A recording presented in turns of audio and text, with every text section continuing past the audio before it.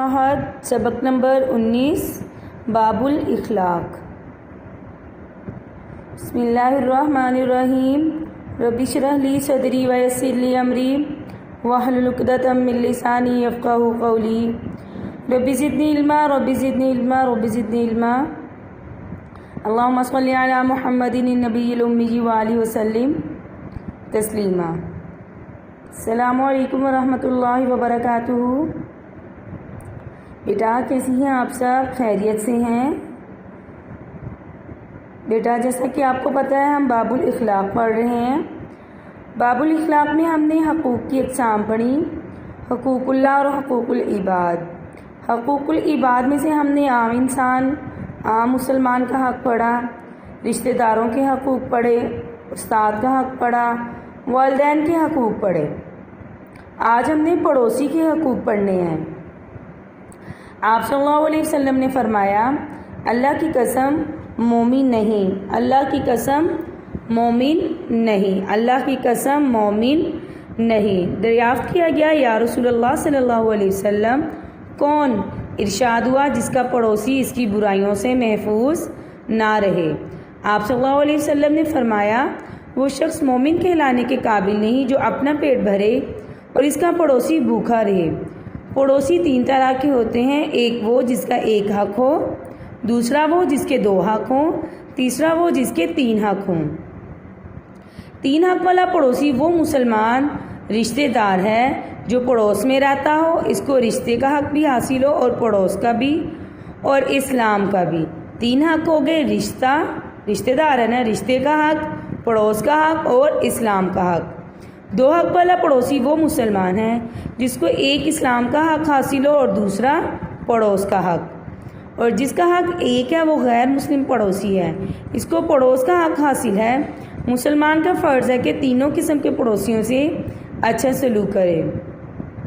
आप सल्लल्लाहु अलैहि वसल्लम ने फरमाया, अल्लाह ताला की तरफ से मुझे बराबर ताकीद होती रही कि पड़ोसियों के साथ अच्छा सलूक करो, यहाँ तक कि मुझे ये ख्याल हो गया कि जैसे रिश्तेदारों का वुर्सा में हक़ होता है, पड़ोसियों का भी वुर्सा में हक़ मुकर्रर कर दिया जाएगा। मतलब ये कि ये रिश्ता मतलब ये कि रिश्तेदार और पड़ोसी में ये फ़र्क तो बाकी रहा कि रिश्तेदार को वुर्सा में हिस्सा मिलेगा और पड़ोसी को नहीं मिलता। यानी अल्लाह ताला की तरफ से इतनी ताकीद हुई इनके हकूक़ की अदायगी में कि आप सल्लल्लाहु अलैहि वसल्लम ने फरमाया कि ये डर रहा कि कहीं वरासत में भी इनको शरीक ना कर दिया जाए। बाकी अच्छा सलूक करने में यानी मेहरबानी, मोहब्बत, इमदाद, अदब व एहतराम और ख़िदमत करने में पड़ोसी और रिश्तेदार दोनों बराबर हैं। और ये भी याद रखें कि पड़ोसी सिर्फ वो ही नहीं जो एक दीवार के नीचे आपके साथ रहता है, बल्कि आप सल्लल्लाहु अलैहि वसल्लम ने फरमाया 40 मकान तक पड़ोस है, यानी दाएं बाएं आगे पीछे 40 मकान तक पड़ोस है। इनमें ज़्यादा मुश्किल वो है जिसका दरवाज़ा ज़्यादा करीब है। फिर ये भी समझ लीजिए कि पड़ोसी के हक़ का मतलब ये नहीं कि आप इसको तकलीफ़ ना दें, बल्कि पड़ोसी का हक़ ये भी है कि आप इसकी खातिर तकलीफ़ बर्दाश्त करें। अगर आप पड़ोसी को कोई तकलीफ़ नहीं पहुँचाते तो ये कोई खूबी नहीं। ईंट पत्थर जो पास पड़े रहते हैं वो भी तकलीफ़ नहीं पहुँचाते। तकलीफ़ ना पहुँचाने से आप में कोई फजीलत पैदा नहीं होगी। फजीलत की बात तो ये है, इसके लिए ना सिर्फ आप तकलीफ़ें उठाएं बल्कि जहाँ तक हो सके इनको नफ़ा भी पहुँचाएं, उनकी मदद भी करें। हज़रत अब्दुल्लाह बिन उमर रज़ी अल्लाह के यहाँ एक रोज़ बकरी ज़िबा की गई। पड़ोस में एक यहूदी रहता था। आपने घर वालों से पूछा, तुमने हमारे पड़ोसी यहूदी के यहाँ गोश्त भेजा कि नहीं? जब बार बार दरियाफ़्त फरमाया तो किसी ने कहा, आपको इतनी फ़िक्र क्यों है? फरमाया, वो हमारा पड़ोसी है और आप सल्लल्लाहु अलैहि वसल्लम पड़ोसी के साथ उसने सलूक की हमेशा ताकीद फरमाया करते थे। हज़रत अब्दुल्लाह बिन उमर रज़ी अल्लाह ने इस वक़्त तक गोश्त नहीं चखा जब तक यहूदी पड़ोसी के यहाँ गोश्त नहीं भिजवा दिया गया।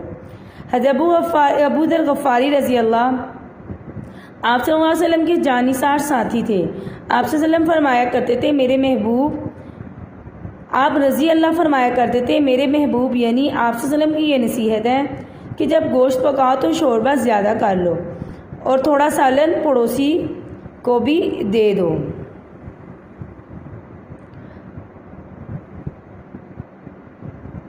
پڑوسی کی عزت. اب پڑوسیوں کے بارے میں ان حدیث سے ہمیں چند ان کے حقوق سمجھ آتے ہیں. ان حدیث میں ان کے حقوق بیان کیے گئے ہیں, ان کو ہم دیکھ لیتے ہیں. پڑوسی کی عزت کریں. جب آمنا سامنا ہو پہلے آپ سلام کریں. موقع ہو تو خیریت پوچھیں اور ادب و تہذیب سے گفتگو کریں.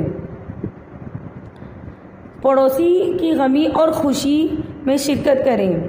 جو کام پیش آئے اس میں ہاتھ بٹائیں, اس کی ہیلپ کریں, مدد کریں. اگر پڑوسی بیمار ہو جائے تو اس کی مزاج پرسی کریں. ضرورت پڑے تو ڈاکٹر یا حکیم کو بلائیں. پوری کوشش کے ساتھ علاج کرائیں. اگر پڑوسی کہیں باہر جائے تو اس کے گھر کا خیال رکھیں کہ کام کریں. بازار سے سودا سلف لا دیں. اگر قرض مانگے تو قرض دے دیں. کوئی اور مدد چاہے تو اس کی مدد کریں. آپ کے یہاں کوئی چیز آئے تو پڑوسی کے یہاں بھیجیں. پڑوسی کوئی چیز آپ کے یہاں بھیجے تو اس کی قدر کریں. آپ صلی اللہ علیہ وسلم نے فرمایا پڑوسی کے تحفے کو ہلکا مت سمجھو. اگر وہ بکری کا کھر بھی بھیجے تو اس کی قدر کریں. یعنی اگر وہ بکری کا کوئی پایا بھی بھیج دے تو اس کی قدر کرو. پڑوسی کے گھر میں نہ جھانکیں. اس طرح نہ کھڑے ہوں کہ پڑوسی کے گھر کی بے ادبی ہو, بے پردگی ہو. چھپ کر ان کی باتیں نہ سنیں. مکان بنائے تو اس بات کا خیال رکھیں کہ پڑوسی کے مکان کی ہوا نہ رکے. بغیر اجازت پڑوسی کی دیوار میں کیل نہ گاڑیں. اگر پڑوسی آپ کے مکان کی دیوار پر اپنے مکان کی کھڑی یا چھپر رکھنا چاہے تو اس کی اجازت دے دیں. یعنی مکان بناتے وقت کوئی دیوار وغیرہ کوئی ایسی چیز کوئی وہ رکھنا چاہتا ہے, کوئی ایسی ضرورت ہے کہ مکان بنانے کے دوران وہ چیز آپ کے گھر پہ رکھنا چاہتا ہے تو آپ کیا کریں, اس کی اجازت دے دیں. یہ کبھی نہ بھولیں کہ آپ صلی اللہ علیہ وسلم نے اچھے برے کی کسوٹی پڑوسیوں کو ٹھہرایا ہے. مطلب یہ کہ آپ صلی اللہ علیہ وسلم نے ارشاد فرمایا کہ اگر تمہارا پڑوسی تمہاری تعریف کرے تو تم اچھے انسان ہو. اگر پڑوسی تمہاری تعریف کرے تو تم واقعی اچھے ہو, اور اگر پڑوسی تم سے ناراض ہیں تو تم اچھے آدمی نہیں ہو. تو اس لیے پڑوسیوں کے حقوق کے بارے میں زیادہ سے زیادہ خیال رکھا جائے. مخلوق کی خدمت اور ان کے حقوق. مخلوق کی خدمت اور ان کے حقوق کا مطلب یہ ہے کہ اللہ کی ساری مخلوق, چاہے وہ انسان ہو یا کوئی بھی جاندار, ان کے لیے ہمارے دل میں ہمدردی اور بھلائی کا جذبہ ہو. ایسا جذبہ جو اللہ کی مخلوق کو پریشانی اور تکلیف میں دے کر اس پریشانی اور تکلیف کو دور کرنے کے لیے ہمیں بے چین کر دے. پیاسوں کو پانی پلانا, بھوکوں کو کھانا کھلانا, بھٹکے ہوئے کو راستہ بتانا, راستے سے کانٹے یا کسی تکلیف دہ چیز کو ہٹانا, مزدور کا بوجھ اٹھوا دینا, بیماروں کو دوا, بچوں اور عورتوں اور کمزور آدمیوں کا کام کاج کرنا, یہ سب مخلوقی خدمت ہے. ان میں سے ہر ایک کام کا بہت بڑا ثواب ہے. آپ صلی اللہ علیہ وسلم نے قیامت کے دن اللہ تعالیٰ اور اس کے بندوں کے درمیان ہونے والی گفتگو کی خبر دی ہے جو اس طرح سے ہوگی. اللہ تعالیٰ ارشاد فرمائیں گے, اللہ تعالیٰ آدم کی اولاد میں نے کھانا مانگا تم نے کھانا نہیں دیا. بندہ کہے گا یا اللہ آپ رب العالمین ہیں, آپ سب کو روزی دیتے ہیں, آپ کھانا کیسے مانگ سکتے ہیں. اللہ تعالیٰ فرمائیں گے دیکھو فلاں شخص بھوکا تھا, اس نے تم سے کھانا مانگا تو تم نے اس کو کھانا نہیں دیا, اور اگر تم اس کو کھانا کھلا دیتے تو آج میرے پاس پاتے. اللہ تعالیٰ فرمائیں گے اے ابن آدم میں نے تم سے پانی مانگا تم نے نہیں پلایا. بندہ کہے گا یا اللہ آپ رب العالمین ہیں, آپ پیاسوں کو پانی پلایا کرتے ہیں, آپ کیسے پانی مانگ سکتے ہیں. تو اللہ تعالیٰ فرمائیں گے دیکھو میرے فلاں بندے نے تم سے پانی مانگا تھا, اگر تم اس کو پلاتے تو آج میرے یہاں پاتے. اللہ تعالیٰ فرمائیں گے آدم کی اولاد میں بیمار ہوا تم پوچھنے نہیں آئے.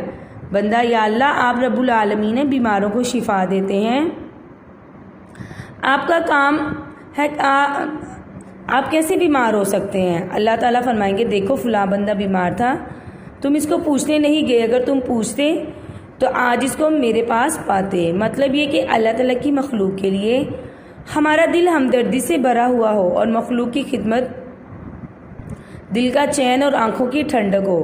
جتنا ہم کسی کے لیے اچھا کام کریں گے ان سب کا ثواب ہم اللہ کے ہاں پائیں گے. وہ ثواب اللہ کے پاس ہمارا محفوظ ہوتا جائے گا.